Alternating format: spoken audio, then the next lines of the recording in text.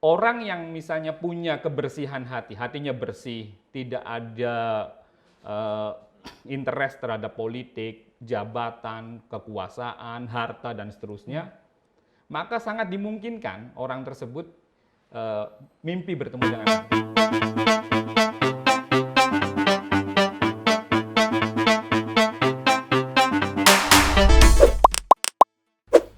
Assalamualaikum warahmatullahi wabarakatuh. Waalaikumsalam warahmatullahi wabarakatuh. Kali ini meja redaksi kedatangan dua orang.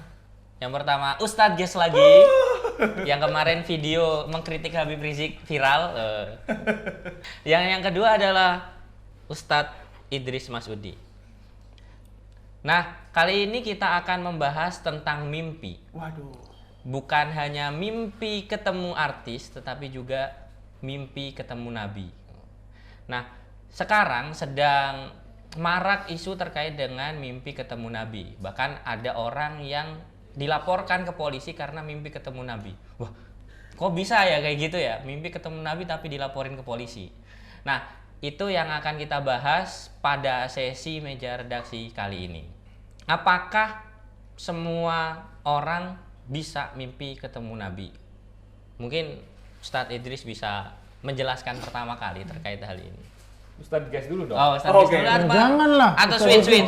Bareng. Oke. Baik, kalau aku keliru nanti diluruskan sama Ustadz Ges. Siap. Baik, jadi begini, bahwa persoalan mimpi ketemu Nabi ini memang persoalan yang menurut saya cukup pelik karena itu berkaitan dengan pengalaman spiritual yang subjektif tentunya. Nah, oleh karena itu sebenarnya persoalan ini sudah dibahas oleh para ulama sejak zaman dulu hingga sekarang juga masih menjadi perdebatan, terutama ketika berkaitan dengan bertemu dengan Nabi secara langsung. Karena ada satu hadis Nabi yang menceritakan atau mengisahkan tentang siapa yang bertemu dengan saya, kata Nabi, di dalam mimpi, maka ya itu saya, pasti itu saya, karena saya tidak bisa diserupakan oleh setan. Itu hadisnya kan seperti itu. Nah, tapi kemudian akan menjadi persoalan ketika misalnya ditanyakan siapa yang berhak untuk bertemu dengan Nabi itu. Apakah setiap orang punya kemampuan, punya akan memungkinkan untuk kita semua ini bisa mimpi bertemu Nabi. Nah, oleh karena itu, kalau kita misalnya merujuk pada literatur sufi, karya-karya tasawuf misalnya, seringkali misalnya penulis kitab-kitab tasawuf itu menceritakan bahwa saya ketika nulis ini sebelumnya ketemu dengan Nabi, dibimbing oleh Nabi, dan seterusnya seperti itu. Nah, oleh karena itu kemudian para ulama bukan memberikan sih sebenarnya, menceritakan atau mengisahkan bahwasanya begini, siapa atau orang yang misalnya punya kebersihan hati, hatinya bersih, tidak ada interest terhadap politik, jabatan, kekuasaan, harta, dan seterusnya, maka sangat dimungkinkan orang tersebut mimpi bertemu dengan Nabi. Artinya apa? Saya memahami teks seperti itu bahwa orang-orang yang bisa ketemu dengan Nabi itu adalah orang-orang yang orang soleh pastinya. Nah, kemudian misalnya ketika ditanyakan apakah kita ini memungkinkan untuk bertemu dengan Nabi, ya kita introspeksi diri sendiri saja. Masihkah atau sudahkah kita masuk dengan ke kategori sebagai orang yang sudah melakukan tazkiyatun nafas, pembersihan jiwa, tidak melakukan maksiat, taat dan sebagainya misalnya. Kalau ternyata itu tidak ada pada diri kita, ya mungkin hayhata lah dalam bahasa Arabnya. Sangat jauh dari mungkin. Saya kira itu. Iya. Tetapi dalam beberapa literatur hadis gitu ya, kajian ilmu hadis, itu banyak orang yang menyaksikan ulama yang meriwayatkan hadis berdasarkan mimpi ketemu Rasul. Karena bagi para ulama hadis itu kan nggak memungkinkan untuk dilacak. Kalau saya dapat hadis dari Ustadz Ges misalnya, saya kan bisa dilacak, saya orangnya gimana, Ustadz Ges orangnya gimana. Tetapi ketika ada orang yang mengaku ketemu Nabi, dapat hadis tapi lewat mimpi, itu kan nggak bisa dilacak nih. Dari mana? Karena saya misalnya itu kan nggak ketemu Nabi, gimana bisa meriwayatkan hadis. Nah, itu kan ditentang sama Kiai Ali Mustafa Yakub dalam salah satu bukunya Turuq As-Shahihah itu fi Fahmi Sunnah Nabawiyah. Beliau kan menjelaskan bahwa yang tadi diriwayatkan oleh Ustadz Idris tadi itu kan ada riwayat yang lain kan, yaitu man ro'ani fil manam faqat ro'ani yakdotan. Jadi bukan redaksinya bukan faqat ro'ani haqqan tetapi faqat ro'ani yakdotan. Jadi orang yang bertemu saya lewat mimpi maka dia seperti atau dia seperti bertemu saya secara langsung.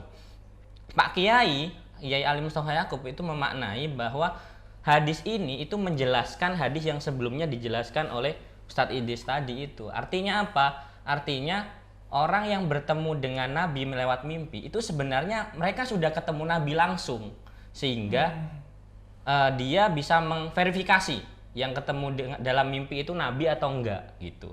Tetapi orang sekarang kalau kata Pak Kiai itu yang nggak pernah ketemu Nabi secara langsung, gimana bisa memverifikasi orang yang menemui dirinya lewat mimpi itu kan gitu. Nah, pendapat seperti itu gimana, Ustadz Idris? Ya, jadi kalau dalam ini makanya perbedaan, salah satu perbedaan perspektif hingga akhirnya metodologi juga berbeda adalah perbedaan perspektif muhaddisin dengan para sufi itu. Dan saya bisa memaklumi karena itu juga akhirnya menurut saya bagi para ulama ahli hadis ini kalau tidak kemudian diberikan batasan bahwa riwayat Nabi fil manam ya, maksudnya periwayatan hadis dengan bertemu dengan Nabi langsung, ini sangat memungkinkan akan terjadi banyak penipuan. Orang nanti akan banyak yang mengklaim bahwa misalnya bertemu dengan Nabi, kemudian Nabi memerintahkan A, B, C, D, dan seterusnya. Siapa yang bisa memverifikasi itu? Makanya saya di awal mengatakan bahwa ini adalah pengalaman subjektif, pengalaman spiritual yang sifatnya itu subjektif. Oleh karena itu, saya juga sering mengatakan ya dalam diskusi-diskusi tasawuf itu, bahwa kita seringkali menggeret pengalaman-pengalaman sufi seseorang yang sifatnya itu subjektif, kemudian kita narasikan sebagai sesuatu yang kita generalisir. Misalnya Al-Jili, kemudian Ibnu Arabi, kemudian Rumi dan sebagainya, ini kan pengalaman-pengalaman spiritual yang sifatnya subjektif sekali Dan pribadi. pribadi sekali. Meskipun itu kemudian ada dituliskan dalam teks-teks kitab mereka ya, tapi menurut saya itu sangat subjektif dan itu berbeda-beda antara satu sufi dengan sufi yang lainnya. Nah, oleh karena itu menurut saya bahwa sah atau memang sudah tepat para muhaddisin itu membatasi, memagari bahwa hadis yang sahih itu riwayat hadis yang diriwayatkan oleh Nabi melalui mimpi itu tidak bisa dijadikan pegangan. Tapi saya juga tidak kemudian menyalahkan orang-orang yang punya jalan spiritual yang seperti itu tadi, bahwa itu adalah hak mereka mempunyai pengalaman spiritual seperti itu. Yang bisa jadi misalnya ketika Ibnu Arabi nulis saya dibimbing langsung oleh Allah, saya kemudian dibimbing langsung oleh Nabi dan sebagainya, ya sah-sah saja itu pengalaman pribadi spiritual masing-masing. Cuman menurut saya sekali lagi bahwa pengalaman-pengalaman spiritual itu tidak kemudian kita terima begitu saja dari setiap orang. Makanya para sufi akhirnya membatasi. Bahasanya itu idza hasala al-insanu toharotan nafsi fi tazkiyatil qalbi. Jadi kalau misalnya seorang manusia itu sudah punya dalam dirinya itu nafsunya sudah bersih, kemudian waqatu al-alaik wa hasama mawada asbabid dunya minal jah wal mal wal khiltah bil jinsi wal iqbal 'ala Allah taala bil kulliyah ilman daiman wa amalan mustamirran ya kusyifat lahu al ghuyub wa ra'a al malaikah wa sami'a aqwalahum wa tala'a ala arwahil anbiya wa sami'a kalamahum. Jadi sangat mungkin sekali kalau orang-orang itu kalau orang sudah tidak mikirin dunia, hanya beribadah kepada Allah dan seterusnya, itu sangat mungkin sekali akan memperoleh pengalaman-pengalaman spiritual yang tadi itu bisa mendengarkan suara langsung dari Nabi ini itu dan sebagainya. Saya tidak menafikan pengalaman-pengalaman spiritual seperti itu tadi itu. Hanya saja yang perlu kita garis bawahi, idza hasala al-insan tauharatan nafs. Artinya apa? Kalau seandainya ada orang yang secara lahir kita lihat misalnya masih melakukan perbuatan-perbuatan, masih mencaci maki orang lain, masih berdusta, yang kita lihat kemudian masih punya interest politik yang tinggi, masih menginginkan jabatan, masih menginginkan perempuan dan sebagainya. Misalnya ya, itu sangat ya sangat kecil sekali kemungkinannya bertemu dengan Nabi. Atau bahkan bisa jadi dia benar, ya dia boleh mengaku-ngaku bertemu Nabi, atau dia benar bertemu Nabi, tapi dalam Nabi hadir dalam mimpinya bukan dalam rangka sebagai membimbing, tapi malah justru apa ya bahasanya itu, ya inadan atau apalah gitulah. Jadi istilahnya malah bahasa Jawanya memperingati ya atau memperingatkan bahwa tanbih, agar ya. seperti sebagai itu. warning lah Sebagai ya. warning. Saya kira itu. Mungkin Ustadz Guys barangkali ada komentar. Bahkan ini Ustadz guys, bahkan Imam Ghazali aja yang dalam keilmuan sufi gitu ya, dianggap sebagai memiliki masterpiece yang begitu berharga, tetapi hadis-hadis yang disebut oleh Imam Ghazali dia dapatkan dari mimpi dulu, dia tanya Nabi dulu gitu, ini benar hadisnya apa enggak, itu aja nggak diakui sama ulama hadis kan. Iya. Ya jadi apa ya, mengenai persoalan perihal mimpi bertemu Nabi itu adalah hoaks kedua dalam hidup saya. Bagaimana nih? Nih, hoaks pertama itu adalah bahwa kentut di dalam air itu membatalkan puasa.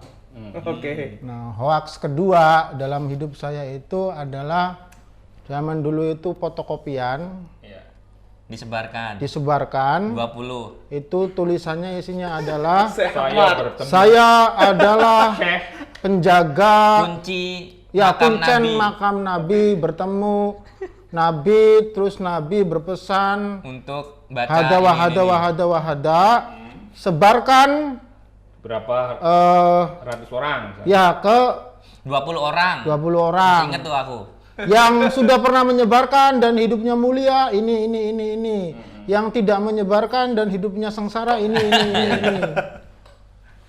Sebagai anak yang masih takut kentut di dalam air membatalkan puasa, saya waktu itu langsung fotokopi itu.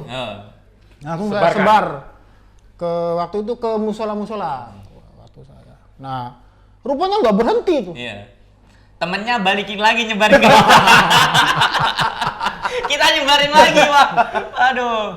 Rupanya beda media, itunya tetap ada.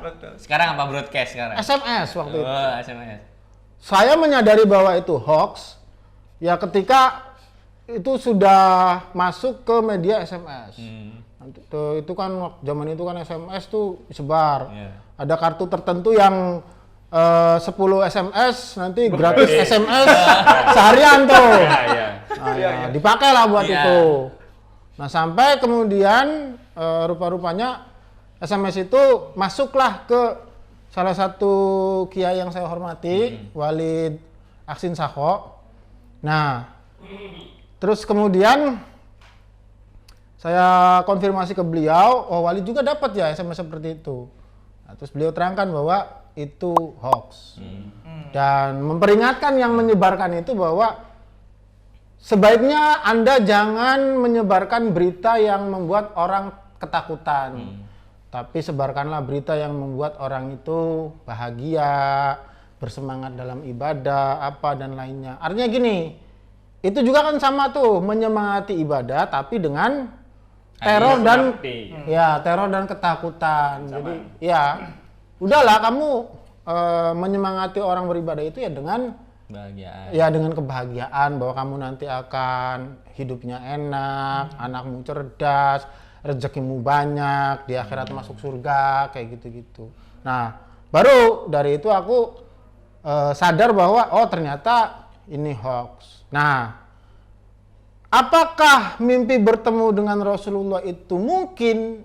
Ya, mungkin saja. Kenapa tidak kan? Kenapa kacang? Why not kan?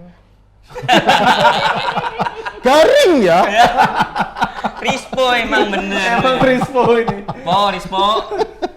Nah, ya bisa aja kan kita mimpi bertemu dengan Rasulullah. Dan saya rasa lah ini tuh sudah menjadi keinginan semua orang Islam di dunia inilah. Bertemu dengan Rasulullah itu kan sebuah keinginan paling tinggi dari seorang muslim. Terserah lewat mimpi kah atau lewat apa kayak terserah. Yang penting mereka semua pasti ingin bertemu dengan Rasulullah. Nah, ya jangan dihalangi, Pak. Keinginan semacam itu kan jangan dihalangi. Itu cita-cita itu. Itu cita-cita Orang kok. bercita-cita masa nggak boleh? Nah, kalau itu dihalangi, tidak mungkin Bimbo bisa menciptakan karya yang paling fenomenal itu. Rindu kami Pengen mati padamu, itu. ya Rasul, itu kan luar biasa itu. Nah, pertanyaannya adalah, kalau misalkan saya ini, misalkan bermimpi bertemu Rasulullah, maka ada dua kemungkinan. Kemungkinan pertama, saya nggak mungkin cerita ke siapa-siapa. Ya. Kemungkinan kedua, kalaupun saya cerita, saya takut fitnah yang lebih besar. Kenapa saya tidak mungkin cerita ke siapa-siapa? Karena itu terlalu nikmat. Nikmat gak boleh dibagi ya? Bukan nikmat tidak boleh dibagi, nikmat itu tidak bisa digambarkan. Oh, oke. Kecuali dengan sesama orang yang pernah merasakan nikmat yang sama. Oh. Ana faham nikmatnya bercinta.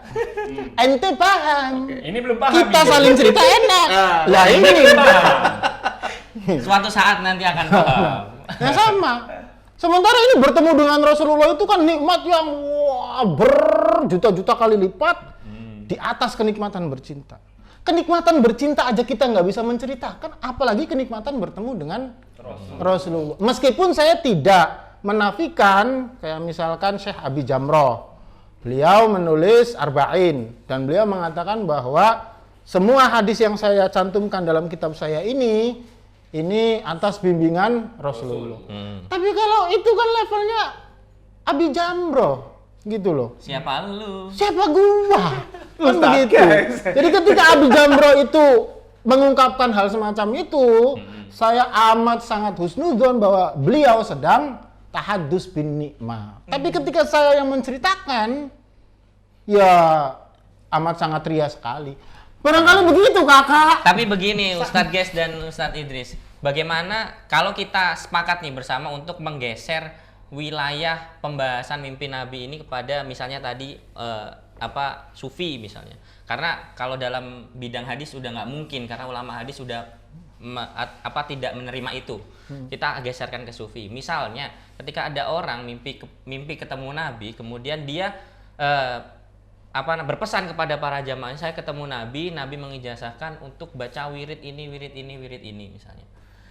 Kita nggak tahu siapa orang ini, bagaimana memverifikasi bahwa itu benar-benar dia ketemu Nabi atau dia hanya bluffing aja gitu. Kiasan gitu.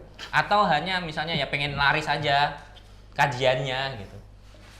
Gimana? Yaitu kalau soal itu makanya balik lagi ke salah satu metode menerima informasi. Jadi cara kita menerima informasi kan sebenarnya kalau di dalam Islam ya, di dalam kitab-kitab usul fikih atau fikih kemudian hadis dan sebagainya dijelaskan. Khobar itu, informasi itu kan dua kemungkinan. Yahtamilul kidba wasid. Nah, ya. Jadi ada kemungkinan benar, ada kemungkinan salah. Lalu bagaimana kita ya harus kita cari informasinya mengenai dia itu. Makanya kata beberapa ulama mengatakan bahwa kalau misal soal periwayatan itu harus orangnya benar-benar adil. Adil dalam pengertian bahwa dia tidak pernah melakukan bohong dan sebagainya. Itu kan ketat sekali. Kalau soal kemudian dapat riwayat dari Nabi, kan tarekat kan seperti itu semua. Betul. Kalau kita lihat misalnya baik Al-Jilani, kemudian Asyadzili dan sebagainya kan semuanya kan begitu modelnya. Model-model spiritual subjektif, kemudian mendapatkan informasi ini dan sebagainya, kemudian murid-muridnya mondok atau belajar di situ membakukan wiridan-wiridan yang diterima oleh syekhnya yang itu informasinya dari Nabi. Tapi mengapa orang itu percaya kepada misalnya Syekh Abdul Qadir Al-Jilani? Ya karena percaya pada figurnya.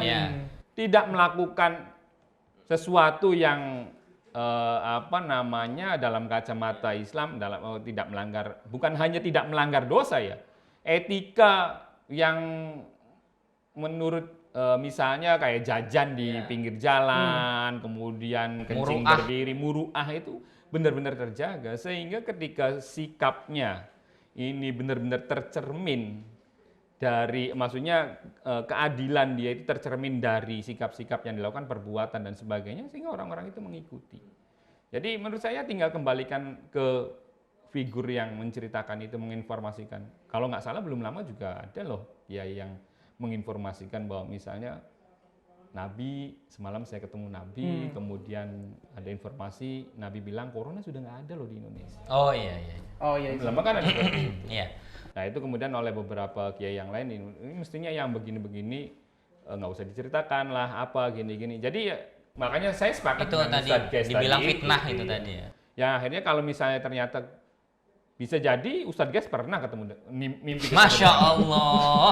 Amin. Jadi ya dulu Allah. itu waktu saya ngaji hadis itu, karena kan aja diinformasiin sama kiai-kiai, ustadz-ustadz dan sebagainya. Kalau pengen mimpi ketemu Nabi itu pokoknya berusaha mungkin membaca hadis-hadis yang banyak dan sebagainya. Kalau bisa tidurnya itu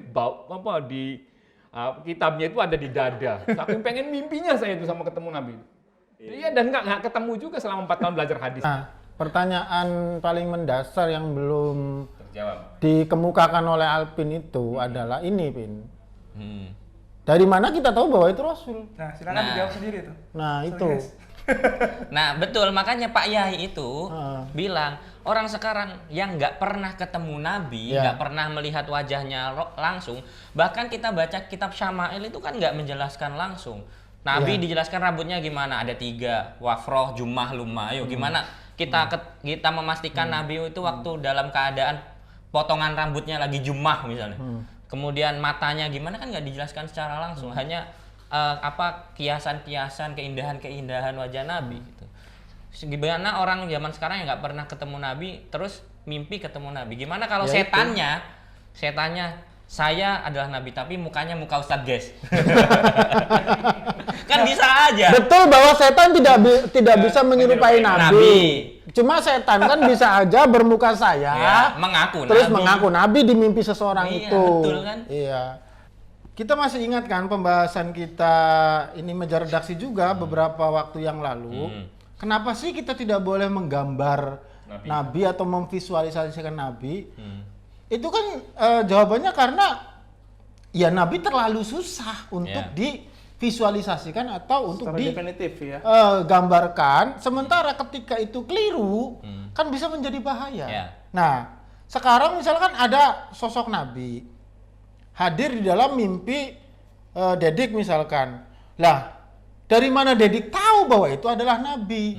Nah, dulu waktu saya di pesantren, jujur saya pernah Ketemu Nabi. bukan. Saya pernah nanya sama ustadz saya, Pak, misalkan nih seseorang mimpi ketemu Nabi, dari mana orang itu tahu bahwa itu Nabi?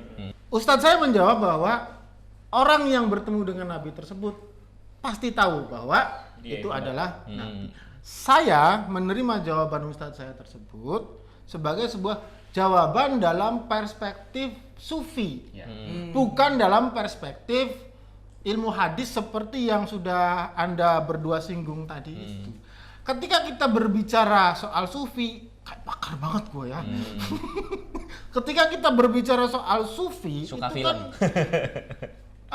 hati gitu ya. Yeah. Yang bicara itu kan hati. Jadi apa yang ditransfer oleh mursyid kepada muridnya dan lain sebagainya itu kan transfer yang istilahnya itu transfer pemahaman dari hati ke hati gitu. Lah sehingga ya saya merasa bahwa ini tidak mungkin misalkan dipertemukan dengan pendekatan hadis yang amat sangat ketat itu. Jadi kesimpulannya kalau menurut saya secara sufi ya kita bisa menerima kenyataan bahwa seseorang bisa saja bermimpi bertemu dengan Rasulullah dan penyebarannya pun artinya penyebaran informasinya, kemudian verifikasinya, validasinya pun ya harus kita lakukan secara sufi juga. Jangan sampai ini dimasukkan validasinya ke wilayah seperti periwayatan hadis itu. Masalahnya validasi sufi itu gimana? Nah, mungkin Mas Idris yang bisa jawab soal itu. Ya itu, kalau menurut saya yang tadi saya sampaikan, bukan soal kalau validasi Tetap kita itu pakai. Nabi atau bukan ya. Jadi tetap kepada figur siapa yang mengaku mimpi ketemu Nabi itu atau siapa yang mimpi ketemu Nabi itu. Jadi titik tekannya di situ itu. Bukan siapa yang ditemui saat mimpi itu. Siapa yang ditemui. Maksudnya siapa yang Oke. ditemui itu kriterianya gimana itu memastikan itu Nabi itu. Mendekati apa tidak gitu ya? Verifikasinya nggak di situ tetapi Di di orangnya. orangnya. Hmm. Otomatis kita harus pakai jarh wa ta'dil juga dong untuk Ya kalau kita mau pakai perspektif hadis, ya seperti itu. Jadi misalnya siapa yang ngaku mimpi ketemu Nabi itu, siapa sih latar belakangnya seperti apa? Dia sholatnya gimana? Iya. Dia ibadahnya bagaimana? Iya, Dia sikapnya kepada orang lain seperti apa dan sebagainya dan sebagainya. Kalau misalnya kemudian secara lahiri ya, makanya kan sering kali akan kita disampaikan di dalam beberapa disiplin ilmu itu mengatakan bahwa kita itu nggak usah menghukumi yang batin-batin lah gitu. Ini kan perspektif batin sebenarnya, perspektif spiritual kan. Nahnu nahkumu bidzahir wala nahkumu bil bawatin. Jadi kita itu hanya kita yang bisa kita hukum itu adalah perkara-perkara yang kita lihat, yang bisa kita lihat saja. Kalau mimpi, bagaimana verifikasinya? Ya tetap susah. Makanya bagaimana cara memverifikasi apakah benar Dedik misalnya mimpi ketemu Nabi? Ya dilihat aja Dediknya. orangnya seperti Orangnya apa. seperti apa? Nah, saya jadi penasaran ini Ustadz Guys dan Ustadz Idris gitu ya, soal sejarah gitu. Iya. Jadi di zaman Nabi atau mungkin tabiin ada nggak sih yang saling mendebat gitu ya, atau berdebat soal gue ketemu Nabi, loh terus kita ngapain? Jangan-jangan mereka juga berdebat soal itu. Lu nggak layak nih, nggak layak. Nah, gimana saat sejarah-sejarah itu? Pasca Rasulullah meninggal, yang pernah saya baca, sahabat yang pernah bertemu dengan Nabi itu misalkan sahabat Abu Bakar. Beberapa saat sebelum meninggal, sahabat Abu Bakar itu bercerita bahwa beliau bertemu dengan Rasulullah lewat mimpi. Demikian juga dengan sahabat Umar. Nah, demikian juga dengan sahabat Utsman. Nah, sahabat Utsman ketika mau meninggal itu kan beliau di blokade, Ya, dikepung oleh sahabat-sahabat yang lain lah. Nah, kan beliau di embargo tuh, nggak bisa makan, nggak bisa apa selama berhari-hari. Pertanyaannya, kenapa beliau bisa bertahan tetap hidup meskipun sudah dikepung di embargo berhari-hari? Nah, salah satu penulis kitab itu mengatakan bahwa karena di situ sahabat Utsman bertemu dengan Rasulullah di dalam mimpi dan Rasulullah mengajak beliau minum susu. Nah, sehingga itulah yang bisa membuat sahabat Utsman itu bertahan. Nah, tetapi riwayat-riwayat semacam ini sekali lagi tidak bisa kita jadikan kita menggunakan sudut pandang ilmu periwayatan hadis yang amat sangat rasional. Kita harus membacanya dengan perspektif sufi, perspektif hati. Jadi saya mencintai sahabat Abu Bakar, saya yakin sahabat Abu Bakar adalah orang baik. Maka bisa saja atau bisa jadi saya sangat menerima kenyataan kalau misalkan sahabat Abu Bakar ataupun sahabat Utsman itu bermimpi bertemu dengan Rasulullah. Kalau kita menggunakan kacamata rasional, bisa jadi kita akan menemukan kelemahan logika dari cerita tersebut. Tapi kalau sahabat masih logis karena dia pernah ketemu Nabi. Oke. Makanya itu yang oleh para muhadis itu yang disangsikan. Yang disangsikan itu kalau orang yang nggak pernah ketemu Nabi terus ngaku-ngaku dapat hadis lewat mimpi. Lah ya itu Nah, tadi makanya. Tapi kalau sahabat itu masih masuk akal secara Karena secara logika. visual kelihatan ya. Dia bisa memastikan dengan dalil bahwa setan nggak akan menyerupai wajah Nabi itu. Ya itu tadi makanya kan sebetulnya pertanyaan mendasar kita itu kan harus menjawab itu tadi itu bagaimana seseorang bisa meyakinkan Bahwa itu Nabi. Bahwa itu adalah Nabi. Kan itu. Saya rasa kalau kita harus mencari tahu, memverifikasi yang orang yang ada di mimpi itu akan susah juga. Iya. Karena rata-rata orang yang udah mimpi itu kadang juga lupa kan. Lupa nggak terlalu ingat penuh kan. Maksudnya mukanya seperti apa dan yang lain sebagainya. Ya menurut saya itu tadi kita agak lebih rasional ketika melihat orang yang bermimpinya, bukan orang yang dalam mimpinya, tetapi orang yang bermimpi itu, gitu seperti kata Ustadz Idris tadi kan. Tapi nah, kalau dalam hal mimpi kepada Nabi, mimpi bertemu Nabi gitu ya, dalam perspektif Sufi tadi, ada nggak trik atau kiat khusus untuk bertemu Nabi? Ya di pesantren ada kan ya? Ada dong. Kalau ente pernah ngaji kitab Aufaq yang dinisbatkan pada Al-Ghazali itu, jangankan mimpi ketemu Nabi, pengen mimpi ketemu dengan orang yang kita cinta itu bisa. Asik. Ada wifiknya itu ditulis. Saya pernah nyoba soalnya dulu waktu ngaji itu. Jadi pernah ngaji pasaran, ngaji kitab itu. Kemudian pas bab itu. Dan saya lagi suka sama perempuan itu misalnya ya, waktu itu ya. Akhirnya pulang dari itu tak bikin kan sebelum itu. Coret-coret taruh di bantal, di bawah bantal. Dan memang mimpi ketemu sama si cinta waktu itu. Nanti kita Dan share senangnya luar biasa itu. Saya lupa itu bikin wifiknya seperti apa, tapi yang jelas ada di kitab Aufaq. Nanti kita Saya ingat betul, soalnya saya pernah melakukan. Jadi apalagi kalau pengen ketemu Nabi, pasti ada. Tapi yang jelas seperti tadi itu, kalau ya kita masih ngerasa belum begitu benar apa gini-gini, ya itu cita-cita. Saya sepakat dengan Ustadz Ges tadi bahwa mimpi ketemu Nabi itu adalah cita-cita setiap orang. Pasti cita-cita setiap orang itu pengen ketemu Nabi, walaupun dalam mimpi. Dan oleh karena itu, karena cita-cita, ya makanya ketika kita ketemu Nabi misalnya dalam sebuah mimpi, meskipun mungkin hanya ketemu ketika merasakan ziarah ke sana, mimpi ziarah di makam Nabi, itu kan senangnya sudah luar biasa gitu. Apalagi mimpi kemudian ya entah pengalaman seperti itu kan masih macam-macam. Saya pernah nulis di Islami, seingat saya, soal Nabi memberikan ijazah doa minum kopi.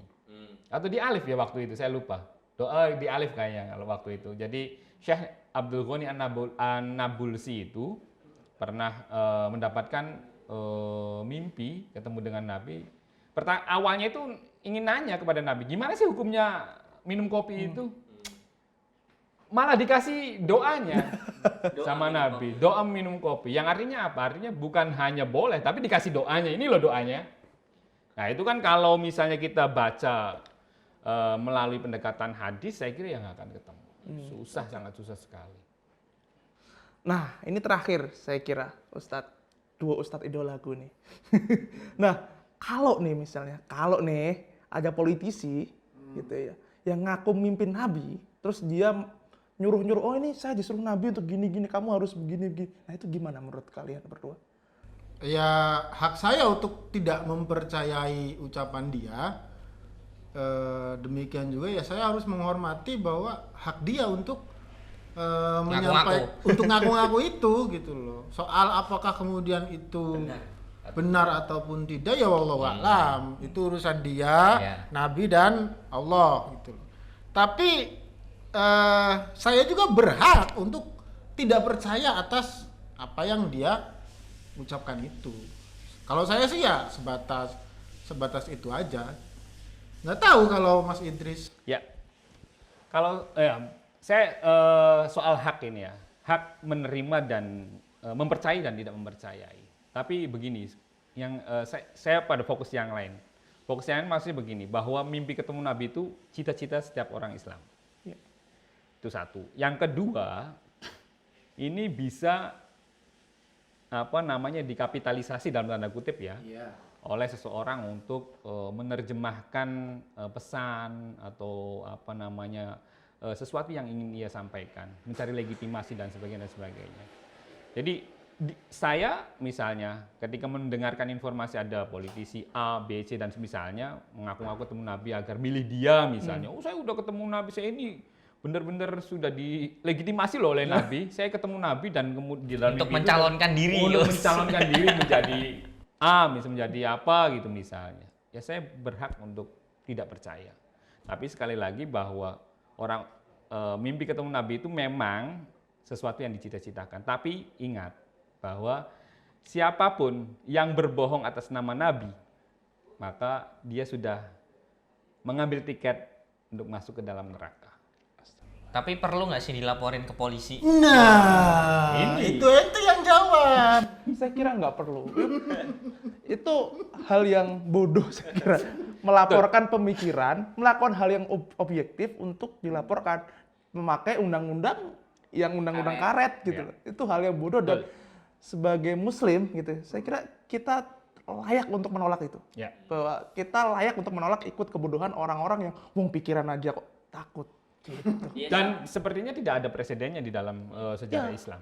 Orang yang misalnya mengaku ketemu Nabi kemudian ditahan, di ini itu dan sebagainya. Sepertinya nggak ada di dalam sejarah itu. Jadi kalau nggak ada unsur-unsur politik, saya kira mestinya ya itu sangat tidak layak lah untuk menjarakan atau mengkasuskan orang-orang yang mengaku mimpi bertemu Nabi. Hatta atau sampai misalnya ada orang-orang yang ngaku menjadi Nabi sekalipun, ya nggak layak dipenjara juga. Ya biarkan saja. Kita sebagai orang yang meyakini bahwa Nabi Muhammad adalah Nabi terakhir, ya nggak usah kita percaya kan gitu. Hal yang paling buruk dari itu, dari pelaporan, hal pikiran itu yang membuat kita sebagai muslim tampak sebagai orang yang bodoh. Nah, iya nggak sih? Iya. Gitu. Karena itu hak Anda untuk mimpi siapapun gitu ya. Mimpi artis siapapun, mengagumi siapapun, dan ya itu hal yang bodoh ketika orang melihat kita, oh ini orang-orang muslim agamanya kok gini amat ya. Padahal orang melihat kita itu lewat kelakuan kita. Gitu sih. Oke teman-teman, itulah tadi obrolan kita pada meja redaksi episode kali ini tentang mimpi bertemu Nabi. Pendapat teman-teman terkait hal ini bisa ditulis di komen dan saran di bawah ya. Oke teman-teman, itulah meja redaksi episode kali ini. Sampai jumpa pada meja redaksi yang akan datang. Wassalamualaikum warahmatullahi wabarakatuh. Waalaikumsalam warahmatullahi wabarakatuh. Terima kasih Ustadz Idris. Siap, Minum.